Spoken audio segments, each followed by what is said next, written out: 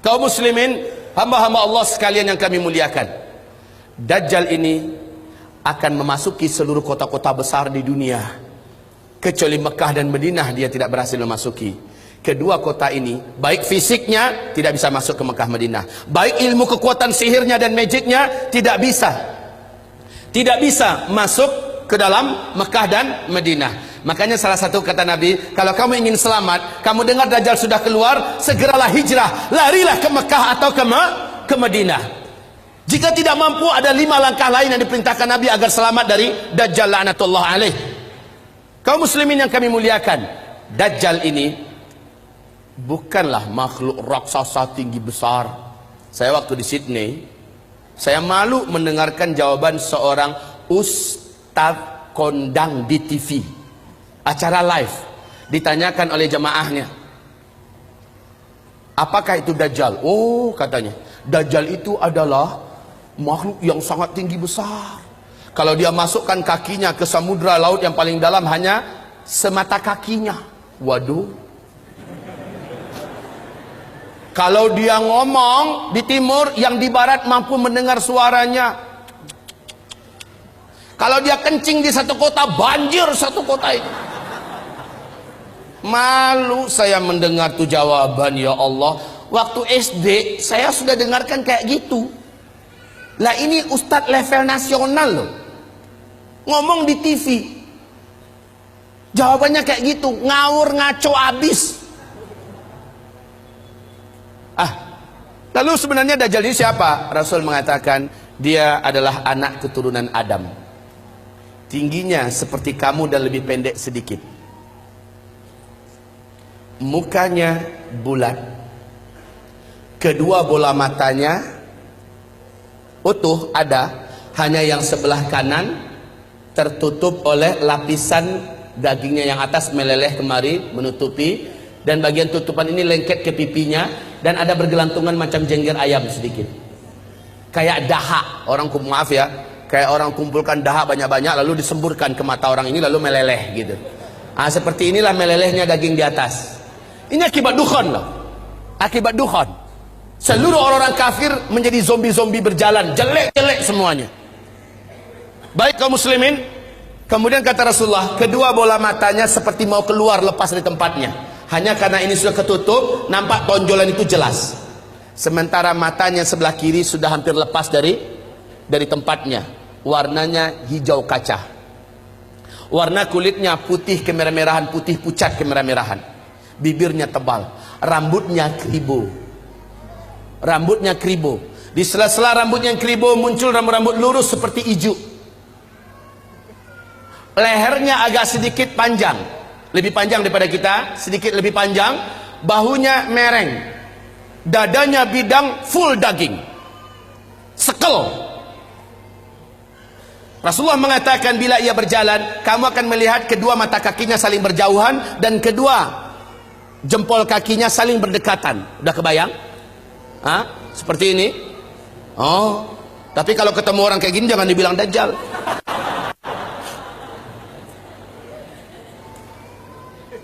Orang biasa tapi jelek minta ampun, jelek abis.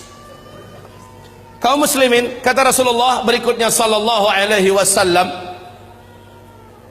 bagi orang yang beriman, yang menurut Allah imannya masih sahih, menurut Allah imannya masih benar, dia diizinkan oleh Allah mampu membaca huruf ka, fa, ra di antara kedua alis matanya. Ada tertulis ka, fa, ra, yaitu kafir.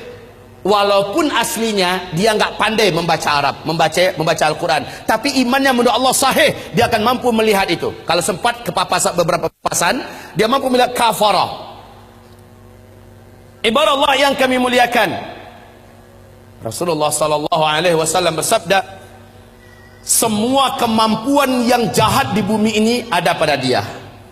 Seluruh jin dan syaitan berkhidmat dan melayaninya, menjadi pengikutnya. Coba bayangkan, dukun mana di bumi ini yang sanggup menaklukkan seluruh jin dan setan? Sementara Dajjal dengan sukarela dan senang hati seluruh jin dan setan berkhidmat kepadanya. Dalam rangka, ya Abbas ya, di fase keempat ini adalah fase di mana setan jin dan setan manusia bersatu memperbanyak calon penghuni neraka. Di fase keempat ini. Makanya ketika Dajjal muncul, ma baina khalqi Adam ila qiyamis sa'ah fitnatun akbar minad Dajjal. Sejak bumi ini Allah ciptakan, sejak Adam Allah ciptakan sampai hari kiamat, tidak ada fitnah yang lebih dahsyat, tidak ada fitnah yang lebih hebat, tidak ada fitnah yang lebih berat melebihi fitnahnya Dajjal. Maka berlindunglah kamu kepada Allah dari fitnah Masih Dajjal. Wallahi, kata Nabi, kalau saya hidup, saya yang akan membela kamu paling di depan. Tapi jika saya sudah tidak ada, setiap kamu harus bela dan jaga dirinya masing-masing. Dajjal memiliki kekuatan sihir yang tidak terbatas. Dajjal memiliki kemampuan dan hipnotis magic yang sangat-sangat berat, sehingga tidak ada yang mampu melawan Dajjal. Tidak ada. Ibarat Allah yang kami muliakan, Nabi perintahkan ketika kamu dengar Dajjal masuk ke kota-kota kamu, langsung sihirnya menyebar, yang menjadikan seluruh manusia yang juga sudah putus asa dengan beratnya beban hidup, dengan sukarela datang untuk menyongsong di mana titik Dajjal berada. Mereka berharap Dajjal bisa membagi-bagikan rezeki. Saat itu kata Rasulullah, wahai kaum lelaki, bawalah istri-istri kalian masuk ke rumah, ikat dia di dalam rumah, tambatkan dia di tiang-tiang rumah kamu. Carilah ibu-ibu kamu, bawa dia ke rumah, ikat kakinya, ikat tangannya, tambatkan dia di tiang-tiang di dalam rumah. Carilah anak-anak gadis kamu, selamatkanlah wanita-wanita kamu, karena sesungguhnya yang paling banyak sujud menyembah Dajjal ketika Dajjal masuk ke kota-kota di bumi ini adalah kaum wanita. Mereka yang paling banyak menyembah Dajjal. Dan kata Rasulullah, siapa yang sempat menyembah Dajjal, maka sampai dia menghembuskan nafas terakhirnya, dia tidak akan pernah lagi beriman kepada Allah, dan dia akan kekal di neraka selama-lamanya. Maka ibu-ibu, pantas kalau Nabi memperingatkan umatnya berulang-ulang, berlindunglah dari Dajjal, berlindunglah dari Dajjal, berlindunglah dari Dajjal. Seluruh dukun satu bumi, seluruh ahli-ahli sihir satu bumi akan sujud menyembah Dajjal. Dengan sihirnya, Dajjal menunjuk ke arah langit. Maka dalam pandangan mata manusia, awan berkumpul berarak dari mana-mana, padahal sudah sekian tahun awan tidak ada di langit. Lalu menurunkan air hujan, padahal hanya Tuhan yang mampu melakukan itu. Dengan telunjuknya, Dajjal menunjuk ke arah tanah yang gersang dan tandus. Maka tanah itu seperti memperlihatkan rumput-rumput hijau pun muncul. Air sungai mengalir. Dengan sihirnya Dajjal, dia menunjuk ke arah kuburan yang ada. Maka seluruh yang pernah mati dan ada di kuburan itu bangkit. Hidup dalam keadaan utuh. Manusia yang utuh seperti masih hidup dulu. Dan langsung berjumpa sang ayah dengan anak, anakku, mak dengan anak, anakku, suami dengan istri, istriku, padahal mereka sudah mati. Ternyata terbongkar rahasianya. Rasul mengatakan itu seluruhnya bukanlah orang yang sudah mati, tapi jin-jin dan setan-setan yang menjelma menjadi orang yang dulu pernah hidup, agar menipu orang-orang yang masih hidup ini. Lalu mereka berkata, inilah Tuhan kita yang telah menghidupkan kami kembali. Akhirnya manusia sujud kepadanya. Sungguh sangat dahsyat, Pak. Orang-orang lemah iman, minim amal soleh, dia akan tertipu. Ingat sekali lagi, siapa yang beriman dengan Dajjal, dia tidak akan pernah beriman kepada Allah sampai dia mati. Dia akan menjadi ahli neraka kekal di dalamnya. Sekarang, apakah tanda-tanda Dajjal akan keluar? Ini penting. Sudahkah ada tanda-tanda itu sekarang? Menurut ibu, sudah ada apa belum? Apa? Sebentar, tolong dibaca hadis yang diriwayatkan, yang diceritakan oleh Fatimah binti Qais radhiyallahu anha. Hadis ini diriwayatkan oleh Imam Muslim dalam kitab sahihnya. Hadis ini diceritakan juga perjalanan Tamim Ad-Dari sebagai seorang kapten kapal dengan 20 anak kapalnya. Mereka diombang-ambingkan oleh ombak laut yang sangat tinggi. Hari gelap, angin sangat kencang, hujan lebat turun, petir menyambar-nyambar. Mereka tidak mampu mengendalikan kapalnya, terdamparlah mereka di salah satu pulau laut Yaman. Satu malaman mereka masih stay di atas kapal. Besok ketika matahari terbit, laut sudah tenang, mereka pun turun ke pulau itu. Kemudian mereka masuk ke dalam pulau, berjumpa dengan seekor binatang, yang binatang tersebut tinggi dan besar, berkaki 4. Bulunya lebat hitam. Binatang tersebut dapat berbicara dengan bahasa Arab yang fasih, dan dia memperkenalkan dirinya bernama Al-Jassasah, sehingga hadis ini oleh para ulama ahli hadis disebut dengan hadis Jassasah. Binatang ini, ibarat Allah yang kami muliakan, memperkenalkan diri. Apa kata Tamim Ad-Dari? Kami ketakutan, kami sangka ini adalah setan wanita yang berwujud binatang ini. Kami takut mau dicelakakannya. Hampir kami lari. Kami dicegat oleh binatang itu. Jangan kalian takut. Saya tidak akan mencelakakan kalian. Apakah kalian datang dari Arab? Kami menjawab, iya. Sudah lama saya menanti kedatangan ada yang datang dari Arab.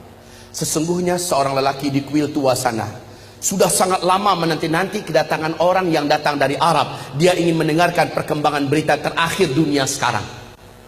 Pergilah kalian ke kuil tua itu. Jawablah pertanyaan-pertanyaannya. Maka dalam keadaan takut, kata Tamim Ad-Dari, kami lari terbirit-birit meninggalkan binatang ini menuju kuil tua tersebut. Sampai di kuil tua itu, kami terbelalak, mulut menganga melihat pemandangan yang belum pernah kami melihatnya.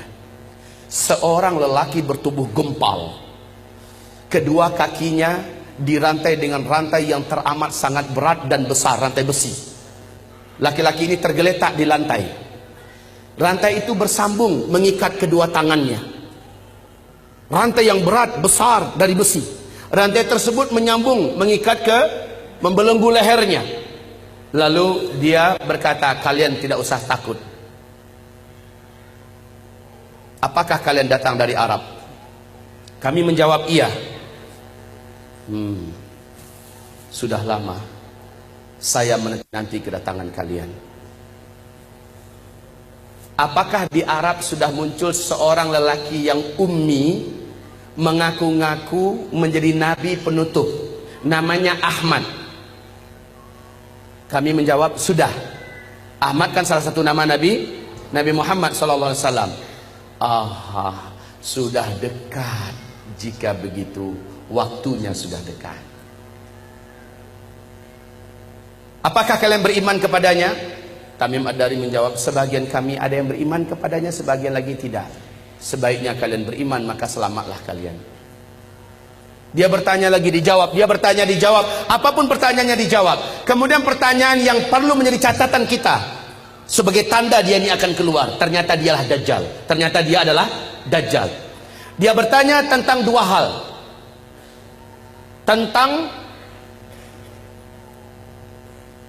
pohon kurma baisan. Tamim Ad-Dari berkata, apa yang ingin kalian tanyakan? Pohon kurma baisan itu hari ini masih berbuah enggak? Tamim Ad-Dari menjawab, sekarang masih, buahnya lebat. Lihat saja, sebentar lagi buahnya akan habis. Dan tak lama setelah itu, saya pun lepas. Dia bertanya tentang Danau Tiberias. Dia bertanya tentang Danau Tiberias. Kemudian dijawab. Mana? Dia bertanya tentang Danau Tiberias. Di manakah Danau Tiberias itu? Tahu? Lihat ini yang ada di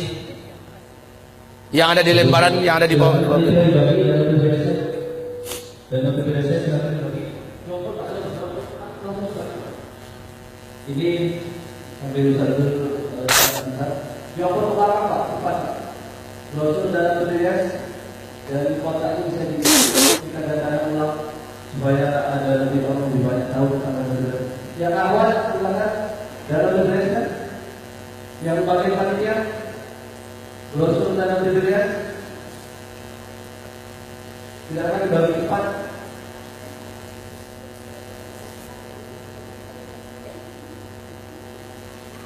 Ayo, waktunya kita tidak lama. Masih banyak penjelasan tentang akhir zaman. Silakan. Bantu, mohon bantu.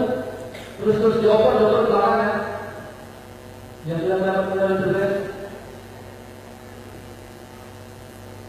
Baik, kaum muslimin, perhatikan tentang Danau Tiberias. Jadi ada dua pertanyaan si Dajjal ini tentang kebun kurma Baisan. Yang kedua tentang Danau Tiberias. Laki-laki ini berkata, apabila buah kurma di kebun kurma Baisan sudah tidak berbuah, awas, saat itu saya sudah saatnya untuk lepas. Ibu tahu nggak, Bu, di mana kebun kurma Baisan itu? Ibu tahu tidak? Bilang cepat enggak. Pura-pura mikir lagi. Bilang enggak selesai. Ya Pak, kebun kurma Baisan letaknya di negeri Syam. Kalau sekarang ini perbatasan antara Yordania dengan Palestina. Ketahuilah oleh Bapak Ibu semuanya dan bacalah la haula wala quwata illa billah. Bacalah inna lillahi wa inna ilaihi raji'un. Sudah beberapa tahun belakangan ini kebun kurma Baisan sudah tidak berbuah 100%. Batang-batangnya pun cenderung kepada mati dan lapuk. Ini yang pertama. Yang kedua, laki-laki yang terikat ini yang ternyata adalah Dajjal. Dia bertanya tentang Danau Tiberias. Lalu Tamim Ad-Dari berkata, apanya yang kau ingin tanyakan? Airnya, masih ada air nggak sekarang? Maka dijawab oleh Tamim, airnya banyak. Dan memang Danau Tiberias ini sejak terbentang bumi tidak pernah airnya susut. Airnya full maksimal. Lalu apa kata laki-laki yang terikat itu? Dajjal ini, nanti kalau airnya sudah menyusut, tinggal sedikit, saatnya saya akan mengelilingi seluruh dunia, saya akan masuk seluruh kota-kota, saya akan kuasai manusia. Untuk Bapak Ibu ketahui seluruhnya, sejak tahun 2003 terjadi penyusutan. Lalu 2004 pemerintah Israel secara resmi membuat garis merah. Ternyata, perhatikan ini, perhatikan. Ini apa? Bagus, jawabannya jujur. Ini garis. Kalau dia bilang ini danau, terlalu. Ini adalah garis dari permukaan Danau Tiberias, ya. Ah, ini dasarnya. Kaum muslimin, sejak 2003 sampai 2013, sejak 2003 sampai 2013, danau ini telah mengalami penyusutan yang sangat signifikan. Padahal kedalaman danau ini hanya 45 meter saja. 45 meter saja. Ya. Dalam hanya hitungan 10 tahun sudah 16 meter menyusut airnya dari permukaan. 16 meter dari kedalaman 45 meter, maknanya sudah lebih 30%. Coba buka YouTube. Buka YouTube, ada di situ acara televisi resmi pemerintahan Israel menyebutkan kepanikan dan ketakutan mereka yang tidak bisa disembunyikan. Sebab apa? Ini danau, airnya sumber air satu-satunya bangsa Yahudi di Israel. Mereka nggak punya sungai, mereka nggak punya mata air yang lain, cuma ini. Di sini untuk air minum, air cocok tanam, air mandi, segala-galanya dari sini sumbernya. Dan sekarang air itu menyusut. Kaum muslimin yang kami muliakan, 16 meter. Sudah seperti ini posisinya.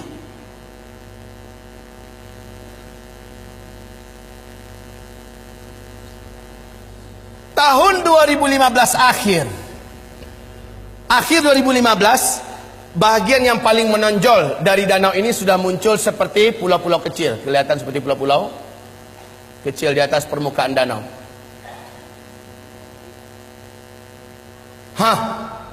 Kondisinya sekarang semakin menyusut. Awas, inilah yang menjadikan Syekh Abdullah bin Abdul Aziz bin Baz, mufti dan ulama besar Arab Saudi, sampai menangis ketika diberitakan kabar tentang perkembangan Danau Tiberias. Lalu apa kata beliau? Hadza zamanu khurujid dajjal. Inilah dia zaman kita, zaman saya, zaman tuan-tuan dan puan-puan semua, zaman bapak ibu dan zaman anak-anak kita masih hidup. Makhluk terlaknat ini akan keluar, Dajjal. La haula wala quwata illa billahil aliyil azim. penyusutan air ini sangat signifikan. Kecemasan dan ketakutan tidak dapat disembunyikan. Lihat gambarnya. Lihat ini. Dulu airnya masih tinggi. Gambar ini diambil dan kita cetak tahun 2013 ya. Tahun 2013 yang ini.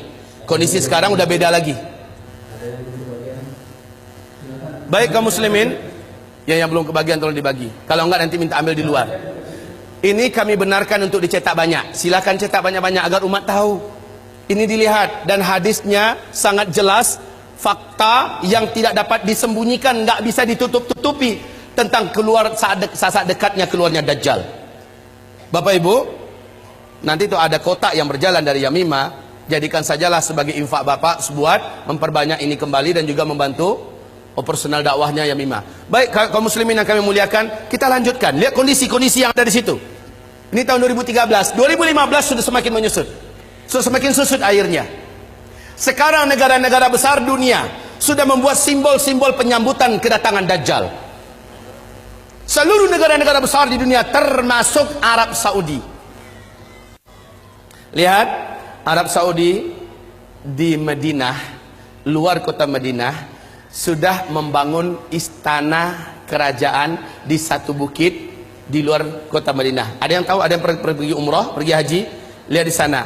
Dan kata Rasulullah, Dajjal nanti akan naik ketika dia tidak berhasil masuk Mekah, enggak berhasil masuk Madinah, dia naik ke atas salah satu bukit yang disebut dengan Bukit Qabisha atau Bukit Ba'gub, Bukit Garam. Para ulama sekarang dan orang-orang kota Madinah menyebutnya dengan Bukit Dajjal. Ternyata ketika Dajjal naik ke atas, dia menunjuk ke arah Masjid Nabawi. Dia berkata, itu adalah istana putihnya si Ahmad. Itu adalah istana putihnya si Ahmad. Ini hadis Rasulullah. Dajjal naik ke atas bukit itu dan menunjuk ke Masjid Nabawi dan berkata, itulah istana putihnya si Ahmad. Dalam keadaan geram, dia hantarkan kakinya 3 kali di atas bukit itu. Maka satu kota Madinah gempa. Akhirnya seluruh orang munafik keluar, orang-orang musyrik keluar dari Madinah dan bergabung dengan Dajjal. Itulah hari bersihnya Madinah dari kaum munafikin dan musyrikin. Kaum muslimin, istana putihnya Muhammad. Ketika Nabi melafazkan hadis itu, Masjid Nabawi macam apa bentuknya? Lantainya aja masih dari pasir. Tiang-tiangnya masih dari pohon kurma. Belum dikasih dinding. Lotengnya saja, atapnya saja masih dari pelepah kurma. Tapi ketika Dajjal mengatakan itulah istana putihnya si Ahmad, maka lihat keadaan istana putih itu tidak dengan Masjid Nabawi sekarang. Seolah-olah gambaran yang diceritakan oleh Rasulullah tentang ucapan Dajjal terjadinya di masa kita. Ya Allah ya Rabb. Baik kaum muslimin, selanjutnya Rasul bersabda, lihat nanti di kitab kita, tentang hanya seorang bocah remaja lelaki yang Dajjal tak kuasai. Dajjal tak mampu menaklukkannya. Kalau dia ketemu sama orang, ini orang pasti takluk. Sihirnya pasti merubah orang ini. Kemampuan magicnya akan menjadikan orang ini tersilap. Lalu hipnotisnya bisa merubah orang ini. Cuma remaja lelaki ini nggak bisa. Rasul berkata, saat dia lihat remaja itu tetap berdiri tegar di atas kedua kakinya dan dadanya membusung, dia tidak mau sujud kepada Dajjal. Dajjal mendatanginya. Kenapa kamu tidak sujud kepada saya? Seluruh manusia menuhankan saya dan mereka mengakui saya adalah Tuhan. Sujud kamu. Tidak, kata remaja itu. Engkau adalah makhluk Allah. Kening ini hanya sujud untuk Allah sang Khaliq. Kami tidak akan pernah mau sujud kepada engkau. Maka Dajjal marah, kata Rasulullah. Dia jambak rambut remaja ini, kemudian tangan kanannya memegang gergaji, dibelah duanya kepala ini. Dalam keadaan hidup-hidup dibelah duanya. Seremaja sakarat, terbelahlah kepalanya, meninggal dunia dalam keadaan bertauhid. Terbelah sampai ke lehernya dan ke dadanya, dia pun terjatuh, darah bersimbah di lantai. Dia menjadi mayat. Dajjal mengelilingi 1 kali putaran sambil membaca mantra-mantra khusus. Setelah itu Dajjal menunjuk ke arah mayat remaja laki-laki ini. Qum! Bangkitlah kamu. Hiduplah kamu. Kalau selama ini Dajjal hanya dengan permainan sihirnya Tapi kali ini memang betul-betul Allah izinkan Dajjal bisa menghidupkannya kembali. Dan Allah izinkan tubuh yang tadi terbelah kembali bertaut. Bukan ilmu rawa rontek ya. Kembali bertaut, bersatu, dan kepalanya juga. Kemudian remaja ini bangkit. Bangkit, darah yang tadi di lantai masih bergenang. Tubuh yang tadi berlumuran darah masih saja basah dengan lumuran darah. Tapi remaja ini sudah utuh dan dia berdiri seperti awal. Dajjal bertepuk dada dengan sangat bangga memperlihatkan kepada pengikutnya, kalian lihat semua, saya sudah matikan dia dan saya sudah hidupkan di depan mata kalian semua. Makin mantap iman mereka. Sementara si remaja ini lain lagi. Loh, ente kenapa masih belum sujud pada saya? Saya sudah buktikan pada ente, saya adalah Tuhan ente. Sujud, kata Dajjal. Sorry Jal, justru dengan yang kamu lakukan pada saya sekarang makin memantapkan iman saya. Kamu asli Dajjal. Saya baca hadis Rasulullah, Dajjal akan membunuh seorang lelaki yang tidak mau, seorang remaja lelaki yang tidak mau tunduk kepadanya, kemudian menghidupkannya kembali. Tapi ada lanjutan dari hadis Nabi, ente tak akan mampu lagi membunuh saya kali kedua. Dan sejak hari ini ente tak akan mampu membunuh siapapun saja manusia. Kemampuan ente sudah diangkat oleh Allah. Hai manusia, sadarlah kalian, ini Dajjal.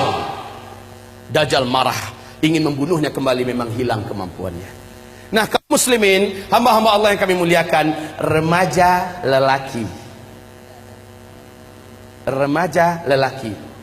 Dalam ilmu sosial, hitungan remaja itu usianya, ilmu sosial loh ya, belasan tahun Pak.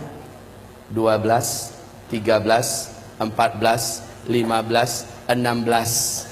Ada yang berselisih di usia 17. Ini usia remaja dalam hitungan ilmu sosial. Bapak Ibu dengar tidak berita yang mengguncang dunia Arab, sampai seluruh TV-TV Arab memuat berita ini yang masih ada di YouTube. Wawancara eksklusif yang disebarkan di televisi Arab, yang saya tonton langsung adalah di Qatar TV, bahwa masuk tahun ke-13 sekarang telah lahir seorang bocah atau bayi laki-laki di Palestina.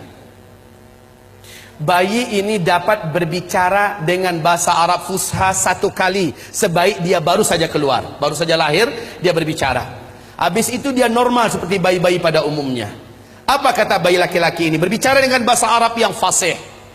Dia berkata, tolong terjemahkan kalau ada yang tahu. Ana rajulun sayaqtuluni Dajjal wala yaqtulu ba'di ahadan abada au kama qala. Ada yang bisa menerjemahkan? Hah? Bilang saja enggak ya. Oke, sama-sama kita terjemahkan. Ana apa? Itu bisa. Rajulun, seorang lelaki, sayaqtuluni Dajjal, yang nanti akan dibunuh oleh Dajjal, wala yaqtulu ba'di ahadan abada. Setelah saya, Dajjal tak sanggup membunuh siapapun saja lagi selama-lamanya. Kemudian dia normal menjadi lelaki, bayi pada umumnya. Jika berita ini betul-betul terjadi, kalau beritanya benar, saya sudah menyaksikan sendiri di TV-TV Arab, pernah di YouTube juga masih ada disimpan, filenya masih bisa kita tonton Pak ya. Cuma jika berita ini benar, semakin menguatkan bahwa Dajjal memang sudah saatnya keluar.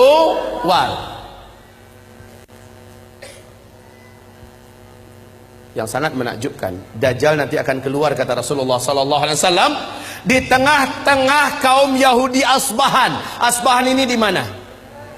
Iran.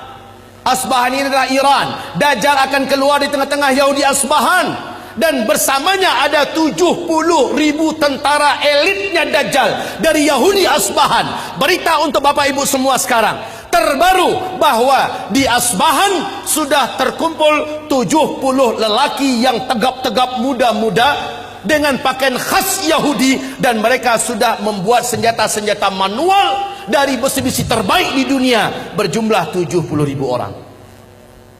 Kondisi ini makin menguatkan keyakinan kita, memang Dajjal sudah sangat dekat. Oke, kalau berita tentang bayi yang di Palestina bisa jadi itu di karang-karang, anggaplah, walaupun ini Yang diwawancarai adalah tokoh-tokoh masyarakat Palestina, para masyayikh, syekh-syekh, orang-orang tua di sana. Ditanya mereka seluruhnya, mereka membenarkan kejadian itu. Dan bayi ini disembunyikan, disimpan, dan sekarang usianya berarti sudah belasan tahun.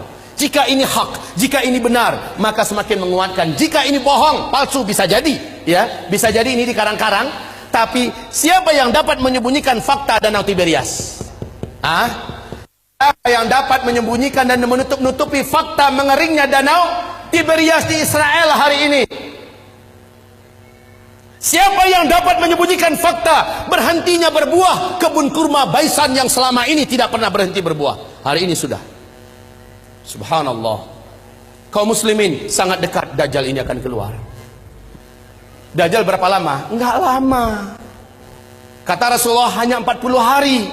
Setelah dia lepas, dia hanya berumur 40 hari. Satu harinya yang pertama kamu hitung 1 tahun.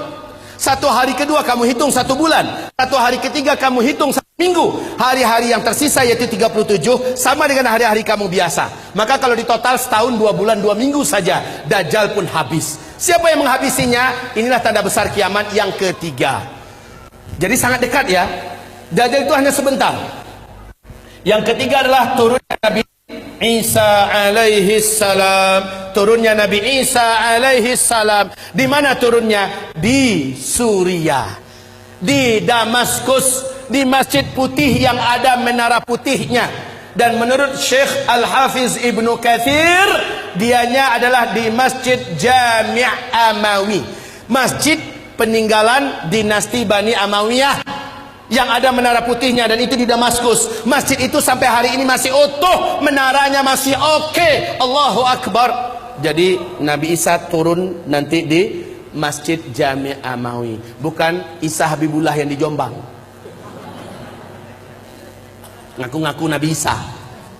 Kalau ngaku Nabi Isa, tolong suruh cari Dajjal. Karena kerjaan Isa yang pertama membunuh Dajjal.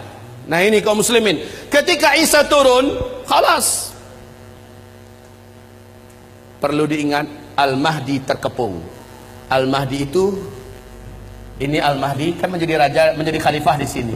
Dia keluar setelah Dukhan. Ini Al-Mahdi.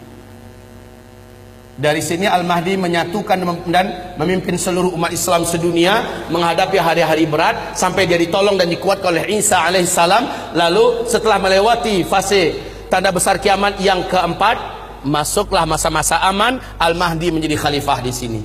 Jadi kaum muslimin yang kami muliakan, Al-Mahdi sedang dikepung oleh Dajjal. Dajjal sudah selesai menaklukkan seluruh dunia. Dajjal sudah selesai memurtadkan banyak manusia. Dajjal ibadallah yang mengepung Al-Mahdi. Al-Mahdi sudah berhari-hari dengan orang-orang beriman terkepung. Dajjal dengan bala tentaranya di luar dah siap untuk mencincang Al-Mahdi dan orang-orang beriman yang ada bersama Al-Mahdi. Isa turun di waktu subuh. Saat itu kumandang azan dan udah qamat. Al-Mahdi maju ke depan. Tiba-tiba seluruh mata tertatap ke arah langit. Satu titik cahaya yang indah turun. 2 malaikat dengan bersayap sedang turun di tengah-tengahnya Nabi Isa. Dan Nabi Isa meletakkan kedua telapak tangannya di atas bahu masing-masing. Turun dengan indahnya. Rambut Isa sebahu panjangnya, seperti orang baru mandi basah. Menetes-netes kelihatan. Wajahnya sangat rupawan dan sangat membuat orang jatuh cinta. Isa sangat indah. Turun. Ketika Isa turun, 2 malaikat kembali naik. Al-Mahdi langsung mundur, mempersilahkan Nabi Isa untuk menjadi imam sholat subuh. Isa menolak, tidak. Iqamat tadi untuk engkau. Sekarang adalah masanya engkau memimpin, saya hanya pendamping engkau. Majulah, imamlah. Al-Mahdi pun menjadi imam. Selepas sholat subuh, mereka berzikir. Saat matahari terbit, gerbang masjid dihancurkan oleh Dajjal. Dajjal dengan penuh sombong dan angkuh dengan bala tentaranya yang elit sudah siap untuk menghabisi orang beriman yang ada di dalam. Tapi sayang, yang paling ditakutkan oleh Dajjal sudah turun. Nabi Isa berdiri, langsung berhadap-hadapan 2 tokoh legendaris akhir zaman ini. Isa melihat Dajjal, Dajjal melihat kepada Isa, melulung Dajjal di tempat. Melulung kesakitan seperti orang sakaratul maut. Sebab apa? Ada kekuatan yang diberikan oleh Allah kepada Isa yang menyebabkan Dajjal tidak mampu bertahan. Dajjal meleleh, kata Rasulullah, seperti melelehnya garam yang dimasukkan ke dalam air yang panas. Wallahi, kata Rasulullah, kalau Dajjal bertahan di tempat berdirinya, pasti dia sudah akan menjadi cairan di lantai. Tapi Dajjal langsung lari dengan kekuatan yang dimilikinya, langsung menghilang. Tapi qadarullah, Isa Allah berikan kemampuan di atas Dajjal. Di mana saja Dajjal lari, kemana saja, Isa udah nunggu di situ. Hah? Mau kemana boy? Lari kemana saja udah ditunggu oleh Nabi Isa. Terakhir di pintu Lud, Dajjal dibunuh oleh Isa. Pintu Lud ini di Palestina, ya, di Palestina. Saat Dajjal muncul di pintu Lud di Palestina, saat itulah Isa menghunjamkan tombak yang ada di tangannya. Jeritan kematian Dajjal terdengar di santero bumi.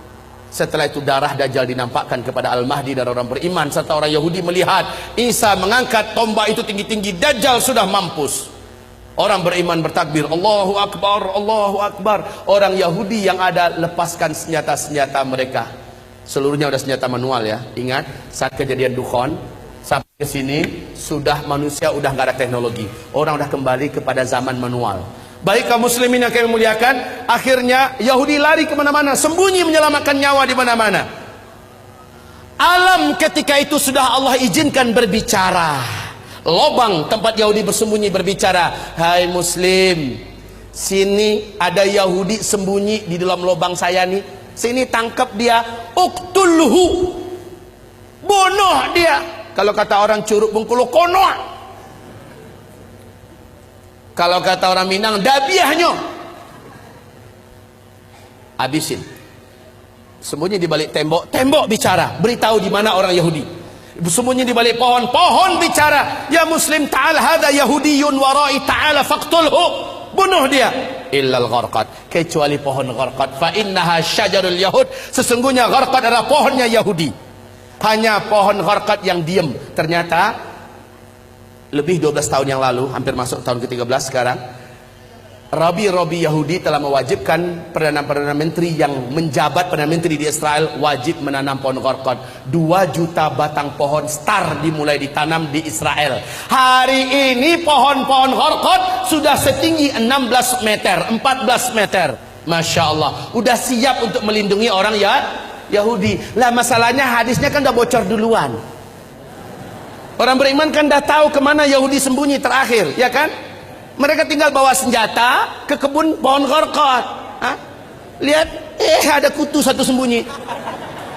Ceklekek mati. Kemana-mana sembunyi Yahudi, habis Yahudi, habis. Isa langsung mengumumkan salib adalah batil. Maka orang-orang Nasrani berbondong-bondong masuk Islam. Terjadilah tanda besar kiamat yang keempat. Langsung lepasnya bangsa paling kejam, paling buas, paling brutal, paling jahat tak terkalahkan. Dan jumlah mereka menyelimuti seluruh permukaan bumi. Ya'juj dan Ma'juj. Jumlah mereka kata Rasulullah dalam 1000 manusia. Apa? Aduh. Mau lepas jantung saya. 10 menit lagi. Sambung Pak yang kedua atau waktu dipasang. Ini waktunya 30 menit lagi.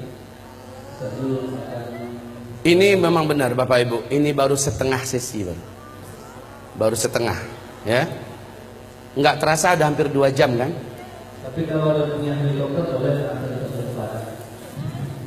Baik Bapak Ibu yang kami muliakan, kita lanjutkan. Kita nikmati yang 10 menit ini. Gimana Pak? Tinggal waktunya 10 menit, mungkin sambil tanya jawab langsung saja atau proses. Nggak usah. Ya. Bu, jangan marah ke saya Bu. Di Bandung ini pesawat satu-satunya hanya jam 12 lewat 55 ke Padang. Ya. Masih lama. Iya. Pas jam 12 saja lah saya pulang ya. Ya. Habis itu kata Ustaz Rijal, pakai helikopter antarin saya pulang. Baik. Kita teruskan. Baik hamba-hamba Allah, ini menandakan akan ada pertemuan kedua. Ini menandakan akan ada pertemuan kedua, insyaallah. Mari kita lanjutkan. Sebentar, kita nikmati yang 10 menit nih. Ayo fokus, kembali fokus. Baik. Kaum muslimin yang kami muliakan, Ya'juj dan Ma'juj ini jumlahnya kata Rasulullah, seluruh daratan gurun Sahara dan tanah yang seluas-luasnya di Jazirah Arab, di negeri Syam, Khurasan, ya, seluruhnya akan tertutupi oleh banyaknya jumlah Ya'juj dan Ma'juj. Ya'juj Ma'juj ini adalah anak cucu Adam juga, manusia, tetapi yang ditaklukkan oleh Iskandar atau disebut dengan Dzulqarnain, Iskandar yang agung. Kaum muslimin, setiap 1000 manusia jumlah mereka 999 orang. Satunya adalah kamu. Saking banyaknya sehingga Allah mengatakan, hai Isa, hari ini tidak ada yang mampu mengalahkan Ya'juj dan Ma'juj. Bawalah hamba-hambaku bersamamu, bawalah mereka lari ke atas gunung Tursina. Saat orang-orang beriman bersama Nabi Isa Al-Mahdi sampai di atas gunung Tursina, apa yang terjadi berikutnya? La haula wala quwata illa billah. Allah gaibkan mereka dari jangkauan Ya'juj dan Ma'juj, sebagaimana selama ini Ya'juj dan Ma'juj digaibkan oleh Allah sehingga tidak mampu menembus kehidupan sebelum waktunya. Kaum muslimin yang kami muliakan, singkatnya Allah yang hancurkan Ya'juj dan Ma'juj. Sehabis itu baru manusia masuk masa-masa aman. Cuma masa ini tidak lama kata Rasulullah. Masa ini hanya berlangsung dari 7 tahun. Ini adalah masa Al-Mahdi memimpin. 8 atau tahun ke-9-nya Al-Qahtani. Berarti maksimal hanya 9 tahun saja masa-masa aman ini. Khilafah tegak itu nggak lama, nggak pakai ribuan tahun lagi, nggak pakai ratusan tahun, tapi hanya paling lama 9 tahun. Di sini jumlah laki-laki 1 berbanding 50 wanita. Kemana perginya kaum laki-laki? Di sini banyak Allah cabut nyawa lelaki di muka bumi ini. Saat fase kelima yang nggak lama lagi ini, insya Allah jumlah laki 1 berbanding 50. Jangan macam-macam pikirannya, Pak. Poligami. Udah nggak kepikiran, percayalah. Yang pertama, bapak udah banyak nggak ada, ya. Yang kedua, saat itu kalaupun masih hidup, insya Allah fikir bapak full memikirkan amal soleh dan ibadah yang kuat sekuat-kuatnya kepada Allah Subhanahu wa Ta'ala. Ibarat Allah yang kami muliakan, ini dah 10 tanda besar kiamat. Oh ya, yang ke-7 belum ya? Ini Ya'juj dan Ma'juj. Ya'juj dan Ma'juj. Saya singkatkan, di sini tanda besar kiamat yang kelima, yaitu matahari terbit dari sebelah barat. Kemudian yang keenam, keluarnya binatang raksasa dari dalam perut bumi yang Allah ceritakan dalam Al-Quran. Binatang ini Allah sebut dengan sebutan Dabbatul Ardi. Berkaki banyak, bertangan banyak, dapat berbicara dengan manusia, membawa cincin Nabi Sulaiman, tongkat Nabi Musa. Binatang ini muncul di 3 tempat yang berbeda di muka bumi di waktu yang berbeda-beda, memberi tanda kepada manusia yang masih hidup. Yang beriman akan dibuatnya bercahaya bersih wajahnya dan terang benderang. Sementara orang kafir dibuatnya wajahnya menjadi gelap, hitam dan buruk rupanya. Lalu binatang itu kembali tenggelam. Barulah setelah itu tanda besar kiamat yang ke-7, bertiup angin lembut kematian dari timur, atau dalam hadis Nabi mengatakan dari negeri Yaman, ya. Angin lembut kematian, saya singkat saja, ALK, angin lembut kematian. Yang wafat oleh angin ini hanyalah orang yang beriman saja. Walaupun imannya seujung kuku kata Nabi, dia hanya kenal dengan Allah dan percaya Allah itu ada, maka dia akan dijemput oleh angin ini. Saat dia tersentuh oleh angin tersebut, walaupun dia di dalam gua, walaupun dia di atas gunung, ada di lembah, ada di pulau, angin tersebut akan sampai ke sana. Saat terhirup olehnya angin itu, saat tersentuh dia oleh angin itu, dia pun tergeletak di tempat, meninggal di situ. Serentak satu muka bumi, umat Nabi Muhammad meninggal dunia. Inilah tanda besar kiamat yang ke-7. Tanda besar kiamat yang ke-8, 9, 10, insya Allah sudah tidak ada lagi orang Islam yang menyaksikannya. Maknanya kiamat besar, kehancuran alam semesta tidak akan pernah disaksikan oleh umat Islam, alhamdulillah, kecuali orang Islam yang gagal menyelamatkan imannya ketika Dajjal keluar. Peluang ini akan ditemukan, mungkin ada. Apa tanda besar kiamat yang ke-8? Yaitu tenggelamnya seluruh daratan bumi di sebelah timur, Australia, New Zealand, Indonesia, Malaysia, Brunei, Singapura, Thailand, Filipina, Jepang, Cina, India, Pakistan, yang seluruh negeri Asia Tengah, bahkan Rusia tenggelam seluruhnya masuk ke dalam bumi. Tanda besar kiamat yang ke-9 langsung menyusul. Seluruh daratan bumi sebelah barat tenggelam masuk ke dalam laut, yaitu Brasilia, Amerika Serikat seluruhnya, Afrika, Eropa, ya, seluruhnya, Suriname tenggelam masuk ke dalam laut. Yang tersisa adalah satu ketul bumi, ya. Yang tersisa adalah satu daratan bumi yang ada di Timur Tengah. Nah, inilah dia, Jazirah Arab dengan Syam. Hanya ini yang tersisa. Jazirah Arab ini adalah Yaman. Ini adalah Yaman, daratan paling bawahnya. Kata Rasulullah, tanda besar kiamat yang ke-10 adalah dari daratan negeri Yaman, dari dalam perut buminya muncul api yang teramat sangat besar dan kuat, panas setinggi-tinggi gunung, dan paling rendah itu setinggi bukit. Api ini muncul yang menyebabkan orang-orang yang masih hidup di daerah ini kepanasan, dan seolah api ini akan mengejar mereka. Mereka lari sekencang-kencangnya menuju ke Syam. Saat seluruh manusia sudah bersatu dan berkumpul seluruhnya di negeri Syam, barulah malaikat Israfil meniup sangkakala yang pertama. Kiamat besar dimulai. Untuk pemberitahuan kepada Bapak Ibu, buka YouTube, lihat di Yaman hari ini sudah ada satu fenomena alam yang menakjubkan dan menakutkan. Sudah ada satu kawasan area yang panas seperti di seperti lumpur Sidoarjo. Panas, tapi bukan lumpur yang keluar. Saat didekati oleh para pakar dan ahli bumi, ditemukan banyak lubang-lubang dan rekahan tanah. Dilihat dari dekat, ternyata di dalam lubang itu ditemukan gelombang tekanan api yang lahap-melahap antar sesuatu dengan yang lain. Sudah mulai Allah lakukan start pemanasan. Isyarat bagi manusia udah dekat loh. Tanda ke-10 kiamat, tanda besar kiamat yang ke-10, sudah Allah nampakkan isyaratnya sekarang. Memang belum keluar apinya, tetapi sudah ditemukan sumber energi api itu, yang sampai hari ini belum dapat diputuskan berapa kekuatan daripada energi api yang ada dalam perut bumi di negeri Yaman, yang hari ini sudah mulai ditemukan. Kaum muslimin, sudah sangat dekat. Apabila ini saya sampaikan, karena waktunya sudah habis, apabila ini saya sampaikan, masih ada setengah lagi ya, masih ada setengah lagi. Dan ini yang terpenting, ini sengaja saya kosongkan, padahal disinilah uraian yang paling strategis. Inilah yang paling inti. Saya berharap jika umur kita tidak panjang, ini ada kaset di luar, bisa dilihat.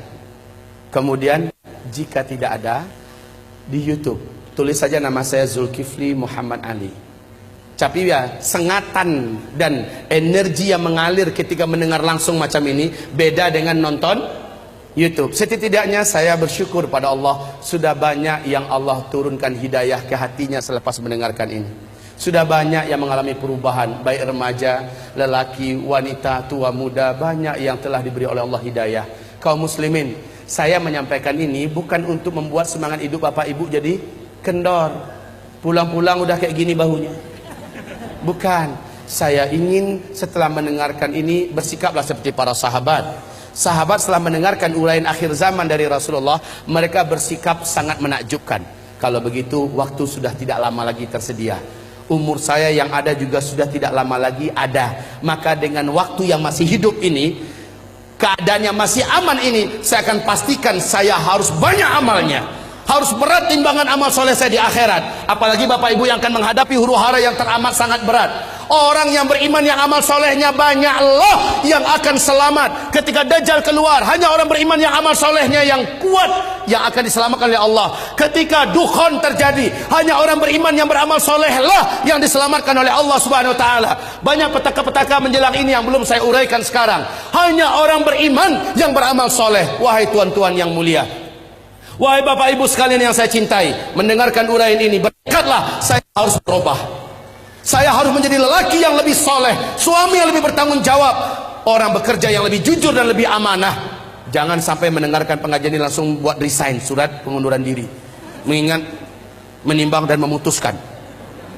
Jangan, justru dirubah. Semua yang dijalani dalam hidup ini teruskan, tapi mindsetnya dirubah. Hayya 'alas shalah. Dimanapun berada, jika Allah memanggil, kecilkan semua yang lain. menujulah ke masjid berjamaah salat 5 waktu. Al-Quran, akrabkan diri, bacalah Al-Quran. Kalau ketika Al-Qurannya ada, kalau tidak yang hafal di mulut, sering-seringkan membacanya. Hafalkan dari sekarang surat Al-Kahfi, 10 ayat pertama atau 10 ayat terakhir, karena ayat ini menjadikan kita tidak mampu ditembus oleh Dajjal, baik sihirnya, kekuatannya, dan bahkan kita tidak akan nampak oleh Dajjal kalau kita membaca surah Al-Kahfi. Sebab Allah melindungi pemuda-pemuda Kahfi dari incaran dan kejaran penguasa zalim. Allah lindungi mereka, makanya dijadikan surah Al-Kahfi surat yang harus dihafal. Baik, dan seterusnya dan seterusnya. Insya Allah kita bertemu kembali. Semoga sahabat Yamimah bekerjasama dengan pengurusi DKM Masjid Istiqomah ini, agar pertemuan kedua nanti bisa dilanjutkan. Bertekad hadir ya Bu ya? Bertekad hadir Pak? Apapun kegiatannya pastikan saya harus datang kembali, karena sesi kedua adalah ini yang paling menentukan. Inilah uraian sejati. Kalau tadi adalah pengantar, tetapi itu pun sudah bisa menggigit Bapak Ibu. Baik, demikian saja. Mohon maaf, saya minta maaf tidak bisa berumah tamah dengan Bapak Ibu saat sekarang ini. Ke depan jangan lagi jadwalnya di mana saya akan pulang hari itu, ya. Baik, insya Allah saya siap. Umpamanya ke depan itu besok 2 hari 3 hari baru saya pulang. Jadi bisa berlama-lama kita. Demikianlah dari saya. Nastaghfiruka ya Allah wa natubu ilaik. Buku ini senantiasa saya bawa kemanapun saya ceramah. Zikir akhir zaman, di dalamnya memuat dalil-dalil tentang kejadian-kejadian ini, baik dari ayat, dari hadis-hadis Nabi, dan yang paling penting dari kitab Zikir Akhir Zaman. Di dalam kitab ini memuat semua perlindungan-perlindungan yang diperintahkan Nabi. Ketika terjadi dukhan, kamu amalkan ini dan segera baca ini. Ketika keluar Dajjal, kan tadi ada 6 cara selamat dari Dajjal, ada di kitab kita Zikir Akhir Zaman. Sementara ensiklopedi akhir zaman khusus kitab ilmiah terlengkap, tetapi di dalamnya tidak ada tentang amalan-amalan perlindungan akhir zaman. Beda dengan di kitab Zikir Akhir Zaman. Sebagai rekomendasi saya buat umat, karena banyak Ustadz, bagaimana cara mendapatkan kitab ini, bagaimana cara mendapatkan, banyak pertanyaan begitu. Nah, mumpung ada, tolong didapatkan dan dibaca. Pertemuan berikutnya jadi enak insyaallah ta'ala.